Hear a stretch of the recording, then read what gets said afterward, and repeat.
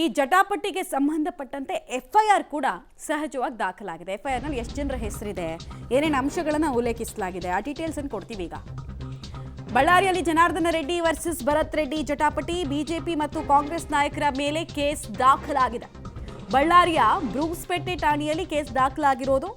ಜನಾರ್ದನ ರೆಡ್ಡಿ ವಿರುದ್ಧ 4 ಮತ್ತು ಭರತ್ ರೆಡ್ಡಿ ವಿರುದ್ಧ 2 ಕೇಸ್ಗಳನ್ನು ದಾಖಲಿಸಲಾಗಿದೆ. ಗಲಭೆ ಸ್ಥಳದ ಫಿಸಿಕಲ್ ಸಾಕ್ಷ್ಯ, ಡಿಜಿಟಲ್ ಸಾಕ್ಷ್ಯ ಮತ್ತು ಐ ವಿಟ್ನೆಸ್ಗಳನ್ನು ಕೂಡ ವಿಚಾರಣೆಗೆ ಒಳಪಡಿಸಲಾಗ್ತಾ ಇದೆ.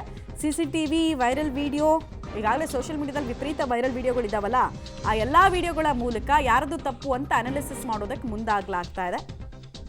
ಬಳ್ಳಾರಿಯಲ್ಲಿ ಜನಾರ್ದನ್ ರೆಡ್ಡಿ ಭರತ್ ರೆಡ್ಡಿ ಜಟಾಪಟಿ ಮುಂದುವರೆದಿದೆ. ಶಾಸಕ ಭರತ್ ರೆಡ್ಡಿ, ಸತೀಶ್ ರೆಡ್ಡಿ ಸೇರಿ ಹಲವರ ವಿರುದ್ಧ ಎಫ್ಐಆರ್ ದಾಖಲಾಗಿದೆ. ಹಲ್ಲೆ ಹಾಗೂ ಕೊಲೆಯತ್ನದ ದೂರನ್ನ ಜನಾರ್ದನ್ ರೆಡ್ಡಿ ಅವರು ಕೊಟ್ಟಿದ್ರು. ಅಕ್ರಮ ಪ್ರವೇಶ, ಕೊಲೆಯತ್ನದ ದೂರನ್ನ ಕಾರ್ಯಕರ್ತ ನಾಗರಾಜ್ ಅವರು ಕೊಟ್ಟಿದ್ದಾರೆ. ಬಳ್ಳಾರಿಯ ಬ್ರೂಸ್ಪೇಟೆ ಪೊಲೀಸ್ ಠಾಣೆಯಲ್ಲಿ ಎಫ್ಐಆರ್ ಅನ್ನು ದಾಖಲಿಸಲಾಗಿದೆ.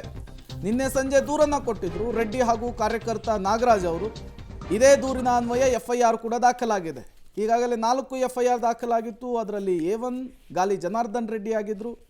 ಈಗ ಗಾಲಿ ಜನಾರ್ದನ್ ರೆಡ್ಡಿ ಅವರು ಕೂಡ ಬಿಜೆಪಿ ಕಾರ್ಯಕರ್ತರ ಮೂಲಕ ದೂರನ್ನು ಕೊಡಿಸಿದ್ದಾರೆ.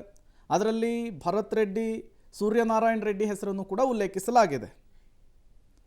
ಡೀಟೇಲ್ಸನ್ನು ಕೊಡೋದಕ್ಕೆ ಅಮರೇಶ್ ನೇರ ಸಂಪರ್ಕದಲ್ಲಿ ಜಾಯಿನ್ ಆಗಿದ್ದಾರೆ. ಅಮರೇಶ್, ಇಬ್ಬರ ಗಲಾಟೆಯಲ್ಲಿ 28 ವರ್ಷದ ಯುವಕ ಕಾಂಗ್ರೆಸ್ ಕಾರ್ಯಕರ್ತ ಸಾವನ್ನಪ್ಪಿದ. ಈ ನಡುವೆ ಪ್ರತಿ ಹೇಳಿಕೆಗಳು ದಾಖಲಾಗ್ತಾ ಇದೆ, ಪ್ರತಿ ದೂರುಗಳು ದಾಖಲಾಗ್ತಾ ಇದೆ. ಈ ಜಟಾಪಟಿ ಹೇಗೆ ಸಾಗ್ತಾ ಇದೆ ಬಳ್ಳಾರಿಯಲ್ಲಿ ಅಂತ ಹೇಳಿ.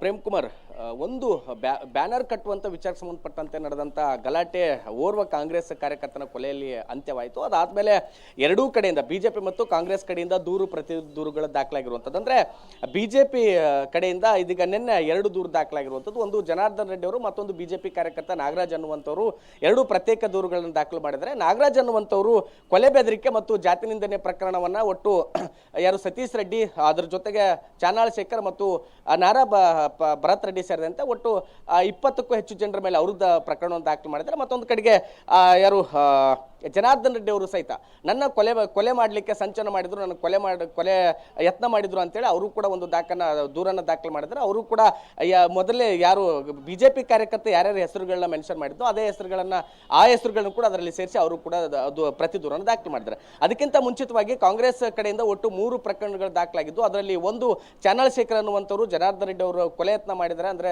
ಕೊಲೆ ಮಾಡಲಿಕ್ಕೆ ಮುಂದಾಗಿದ್ರು ಅನ್ನುವಂಥದ್ದನ್ನು ಅವರು ಕೂಡ ದಾಖಲು ಮಾಡಿದ್ರು. ಮತ್ತೊಂದು ಕಡೆಗೆ ಮೃತ ರಾಜಶೇಖರ್ ಸಹೋದರ ಕೂಡ ಒಂದು ದೂರನ್ನು ದಾಖಲು ಮಾಡಿದ್ರು. ಮತ್ತೊಂದು ಕಡೆಗೆ ಮತ್ತೋರು ಕಾಂಗ್ರೆಸ್ ಕಾರ್ಯಕರ್ತ ಸೇರಿದಂತೆ ಇನ್ನೊಂದು ಪೊಲೀಸರು ಸುಮೋಟ ಕೇಸನ್ನು ಕೂಡ ದಾಖಲು ಮಾಡಿಕೊಂಡಿದ್ರು. ಒಟ್ಟಾರೆಯಾಗಿ ಈ ಒಂದು ಬ್ಯಾನರ್ ಗಲಾಟೆ ವಿಚಾರಕ್ಕೆ ಸಂಬಂಧಪಟ್ಟಂತೆ ಇದೀಗ ಸದ್ಯ ಒಟ್ಟು 6 ಪ್ರಕರಣಗಳು ದಾಖಲಾಗಿರುವಂತದ್ದು. 6 ಪ್ರಕರಣಗಳಲ್ಲಿಯೂ ಸಹಿತ ಅದೇ ಬಿಜೆಪಿ ಕಾಂಗ್ರೆಸ್ ಕಾರ್ಯಕರ್ತರು ಪ್ರತ್ಯೇಕವಾಗಿ ಏನೇನು ಪ್ರಕರಣ ದಾಖಲು ಮಾಡಿದ್ರು ಅದರೆಲ್ಲರೂ ಕೂಡ ಮತ್ತೆ ರಿಪೀಟ್ ಹೆಸರುಗಳು ಅದರಲ್ಲಿ ಇರುವಂತದ್ದು. ಹೀಗಾಗಿ ಯಾರ್ಯಾರು ದೂರನ್ನು ಕೊಡ್ತಾ ಇದ್ರೆ ಎಲ್ಲ ದೂರುಗಳನ್ನ ಪೊಲೀಸರು ತೆಗೆದುಕೊಂಡು ತನಿಖೆಯನ್ನು ಕೂಡ ಮುಂದುವರಿಸಿದ್ದಾರೆ.